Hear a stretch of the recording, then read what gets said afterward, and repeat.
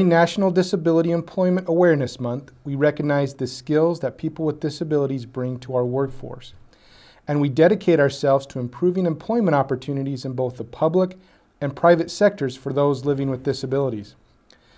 More than 20 years after the signing of the Americans with Disabilities Act, individuals with disabilities, including injured veterans, are making immeasurable contributions to workplaces across our country. Unfortunately, the unemployment rate for people with disabilities remains too high, nearly double the rate of people without disabilities, and reversing this trend is crucial. In both the public and private sectors, we can increase employment opportunities for Americans with disabilities. My administration is promoting competitive, integrated employment for persons with disabilities and the elderly through Centers for Medicare and Medicaid Services. Last year, we also recommitted to making the federal government a model employer for people living with disabilities. Agencies are working harder than ever to promote equal hiring practices and increase retention, while also expanding internships, fellowships, and training opportunities. We know education is a foundation on which all children can build bright and successful futures, and no child should be limited to his or her desire to learn. In September, we announced the final regulations under the Individuals with Disabilities Education Act, Part C, to improve services and outcomes for infants and toddlers with disabilities and their families during the critical years before kindergarten.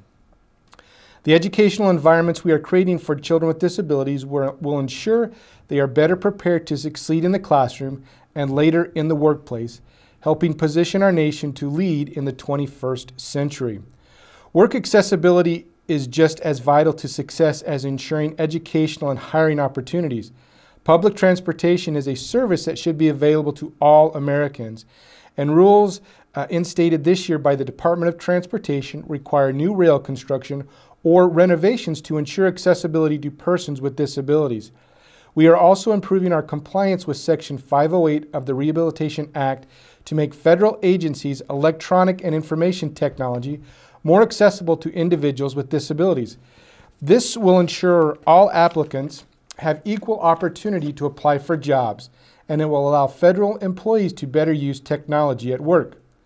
To win the future, we must harness the power of our nation's richest resources, our people. Americans with disabilities, like all Americans, are entitled to not only full participation in our society, but also full opportunity in our society. Their talents and contributions are vital to the strength of our nation's workforce and our future prosperity. Together, we can ensure persons living with disabilities have equal access to employment and to inclusive, supportive workplaces. Now, therefore, I, Barack Obama, President of the United States of America, by virtue of the authority vested in me by the Constitution and the laws of the United States, do hereby proclaim October 2011 as National Disability Employment Awareness Month. I urge all Americans to embrace the talents and skills that individuals with disabilities bring to our workplace and communities, and to promote the right to equal opportunity for all people. In witness whereof, I have hereunto set my hand this third day of October in the year of our Lord 2011 of the independence of the United States of America, the 236th, Barack Obama. Good evening and welcome to Access Iowa City, your source for news and information related to the independent living movement and disability movement here in southeastern Iowa. Access Iowa City is brought to you in collaboration between Extend the Dream Foundation and Access to Independence of the Eastern Iowa Corridor. Access Iowa City is also brought to you by a generous contribution from the Noon Pilot Club of Johnson County. And as always, Access Iowa City is brought to you by the hard-working young men and women here at Public Access Television Channel 18. My name is Scott Gill. I am the president of the Iowa State Association of Independent Living, the executive director of Access to Independence of the Eastern Iowa Corridor, a social science instructor at Kirkwood Community College, but most importantly, the father of a child with a disability. This evening's show, I think you'll really enjoy, as it has great relevance to the month of October and the National Disability Employment Awareness Month. So what I would like to do is introduce the true star of the show and ask him a few questions about accessibility. about inclusion and about participation in the workforce. So let me introduce the better half. You know him as the professor. You know him as the author. You know him as the motivational speaker, the most eligible bachelor, the cat man, Mr. Keith Ruff. Thank you, Scott. It's good to be here. Keith, you've worked for more than a couple of years. 44. 44 Yes. years. That's definitely more than a couple of years. And the last part of that was covered under the Americans with Disabilities Act. Yeah, most of it, yeah. Mm-hmm. Now, can you tell us and the audience who is covered under the Americans with Disabilities Act? Most individuals with a documented disability. Not all disabilities are as visible as mine, so we have to have some kind of documentation. I know when you were talking to me before, kind of educating me on the Americans with Disabilities Act, you talked about how it has to limit one aspect of life, focus. You also told me that when we were talking about those that are covered, it's not only those that have a disability, but those that work with or associate with someone with a disability, or that may have a perceived disability. And I thought that was very insightful, and that helped me understand better with what the Americans with Disabilities Act. Now, with accommodations in the workplace, since that's kind of what we're talking about this month, when should someone ask for accommodation, and how do they go about doing that? All right, let's take the position we have as the old. I need a person to search my email every other day. And that's a perfect accommodation. We don't need to ask for that. It's just there. Mm-hmm. One thing that you told me early on when we started to working together, which really helped my understanding, you told me, Scott, accommodations don't have to be expensive. No. And that was eye-opening to me when you were talking about that. No, because take the volunteers that work when they have the older. They do it through volunteership. But the valuable part of that is they're learning to deal with the person who has a disability on a one-to-one basis. Mm-hmm. So it really can kind of benefit both in those accommodations, not only benefit the person that's asking, but everyone involved. I really like this paper that you gave me, Keith, talking about some of the more common accommodations. Yes. And like you told me earlier, they're not expensive. They don't have to be this big, elaborate project, but they can be very simple and make things more accessible, and make it for people to really engage in their work. And I just wanted to read a couple that you gave me, if that's okay. So physical changes such as installing a ramp or modifying a workspace or restroom, sign language interpreters for people who are deaf, or readers for people who are blind, providing a quieter workplace or making other changes to reduce noisy distractions for someone with a mental disability, training and other written materials in accessible formats such as in Braille, on audio tape, or on a computer disc, TTYs for use with telephones by people who are deaf, and hardware and software that make computers accessible to people with vision impairments or who have difficulty using their hands, and time off for someone who needs treatment for a disability. And the best way to keep all expenses down is for the management to ask the individual, what do you need? Because the individual will know what they need. Mm-hmm. And I put the emphasis on the individual, because when we get hired, we are supposed to be upfront about what we need, when we need it, and why we need it. I've always liked that. That's how you've kind of approached the job and work at the center, is that, you know, the individual is the expert. Yeah. They know what's going to work best for them, and I've liked how you've kind of educated myself and the rest of the staff that, you know, allow them, force them, let them make the decision and decide what's best for them. Because you've always told me that, you know, one accommodate, you know, it's not cookie cutter. You know, you can't do the same thing for everybody, and it's unique, and that really has helped me in my understanding of accessibility and accommodations. I know that you've brought a friend here today to kind of get a real life example of the workplace and someone like you that's been around a little while. But Mr. Ruff, I will let you introduce your friend, and we can get some application to the theory that we've been talking about. Tonight we have Mr. Tom Gilsenan. Tom is now currently director of Uptown Bells. And welcome, Tom. Thank you, Keith. Nice to be here. Tom, before we discuss Uptown Bells, could you give us just a little background sketch of Bill? Well, Bill was in Minneapolis as a small child and lived in a tightly knit Jewish neighborhood near downtown Minneapolis at the early part of the 20th century.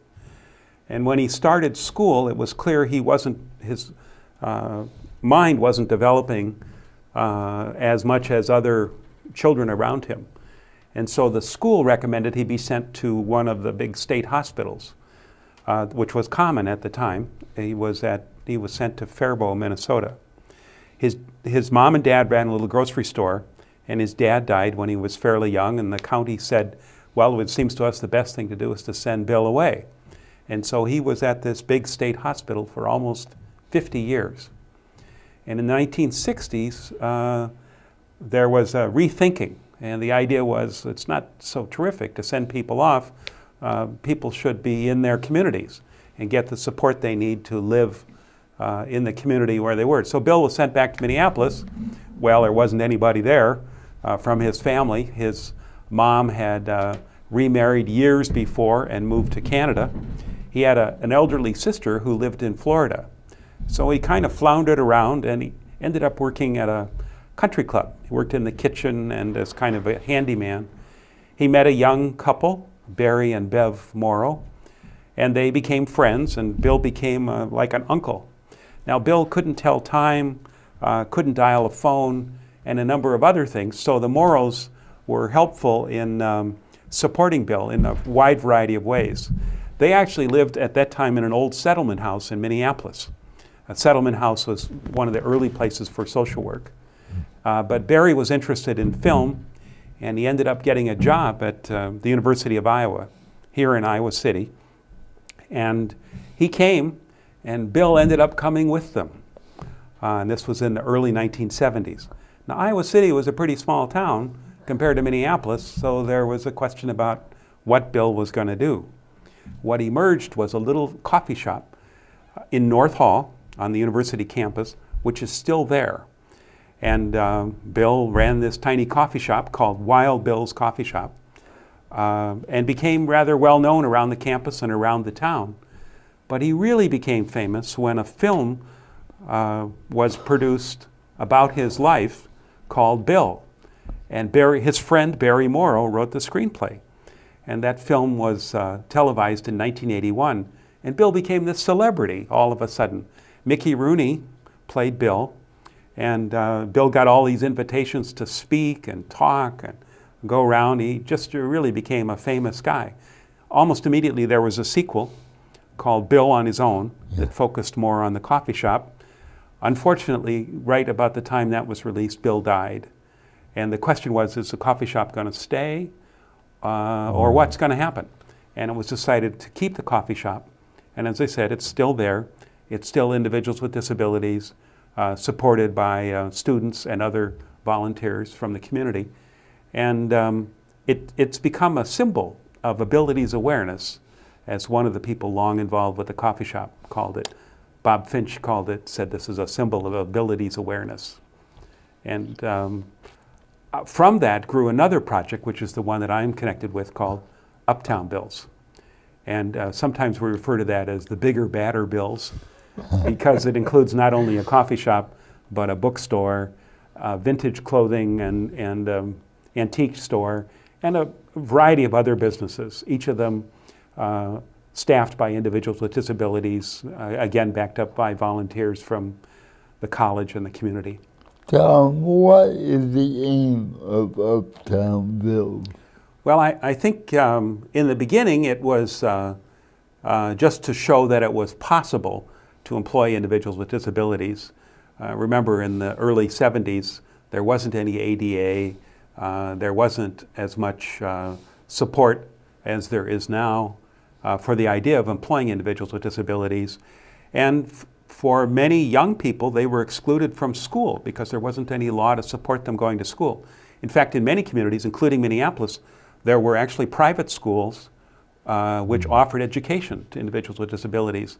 One of the beginnings of the group called ARC was a group of parents at a school called the Hammer School in Minneapolis who said, this is not a good way to handle our children and our families. They should be integrated into the rest of life. So they started an advocacy group for parents and families. The aim of it now is to show that it's no big deal to include individuals with disabilities in a workplace, and also to try out different kinds of ideas and see how they work, and then pass those ideas on to others. We do that on our own. We also do that in partnership with, of course, your organization, Access, and with partners like Goodwill and ARC and REACH and all kinds of other groups. The other part is to, we have an educational purpose to show people that it's not difficult, for example, to have an open mic that includes individuals of all abilities. It's not difficult to have a program or a concert that includes individuals of all abilities. It's really no big deal. And then finally, there's the broader education. We hosted a visitor last week from New York who was here to talk about the new United Nations Treaty on the rights of persons with disabilities. You might think of that as the ADA for the entire world. And it's going through. Different countries have already ratified this treaty. In UN terms, they call them conventions. And it'll go probably to the US Congress later this year or early next year. And it lays out the rights of persons with disabilities. It's a cool idea that there's this worldwide interest in the topic and setting some goals for all of us in all the countries of the world. So that's the last part, is the educational idea. Tom, what do you think is the impact of Uptown Bells? What has it had on the community concerning employment? Well, first, I think it's been an inspiration to all kinds of people, both individuals, well, people of all abilities in terms of work, workplaces, and school. Second, it's actually inspired some employers. It's one of the stories around the country that has gotten employers to reconsider in terms of hiring. And now you're much more likely to see someone with a visible disability working in a store like Target or Walmart or other places than you were 10 or 20 years ago. Quite a remarkable change. And again, if you talk to a number of employers, they say it's no big deal. We hire people of all abilities, and there are jobs in our workplace for everyone. The story of this of impact, if you will, has been captured in a new documentary called A Friend Indeed, the Bill Sachter story. And it starts with film of Bill as a little child, actually, still pictures. It goes through the whole impact of the Bill movies, and then comes to the present day and re-interviews Barry Morrow, who's now a screenwriter in Hollywood, and some of the other people, plus Tom Walls, who was a visionary who helped get this all started, and then looks at the impact of Bill and the Bill story on the broader community. It's quite a nice documentary done by Lane Wyrick, and there are copies of it available at Uptown Bells. And I understand at the end of this program we're going to show a little clip from it. So if we can, we'll go to that clip now. And before we go, I just want to thank you so much for your time and your willingness to come on our show. The story is truly inspirational, like you say, inspiration with practical application on today's workplace. So thank you so much. I hope the audience will enjoy the clip that we'll end with, and tune in next week for another Access Iowa City television show. But we'll end with the clip. And again, thank you so much. Thank you very much. Good night, everyone.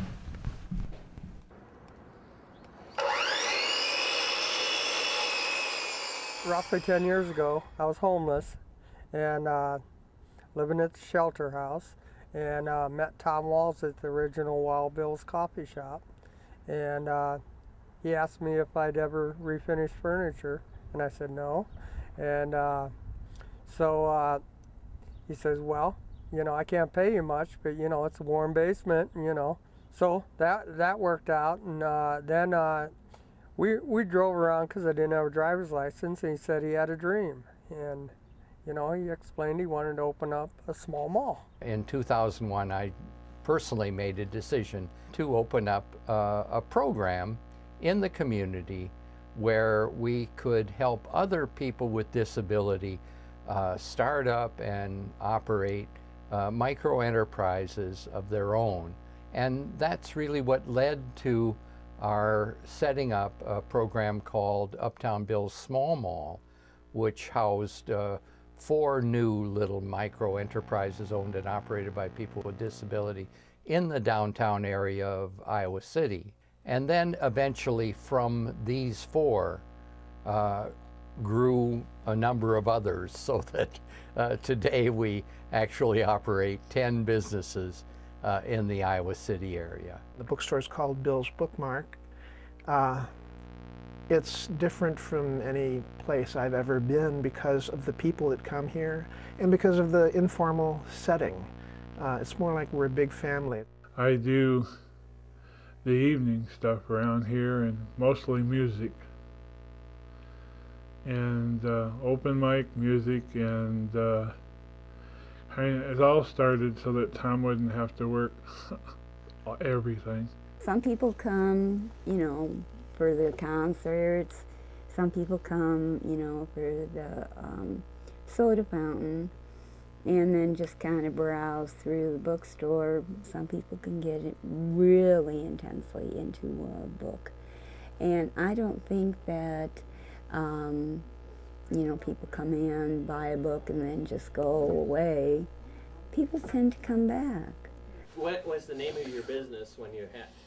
Mr. Ed, photographer.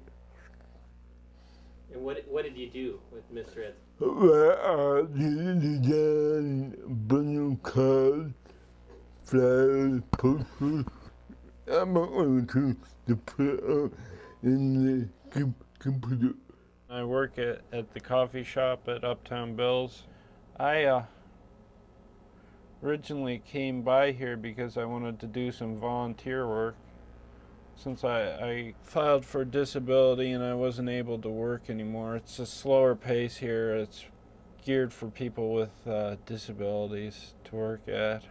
We have a couple people here that grew up with family members that were disabled, and they were totally petrified, and it used to drive them crazy. And they came here to learn why they were afraid. They started enjoying the music, and they started enjoying the goofing around up front during having coffee, and pretty soon it was home away from home, and they got to learn more, and that fear went away. There is nothing that compares with the day-to-day experience I have here.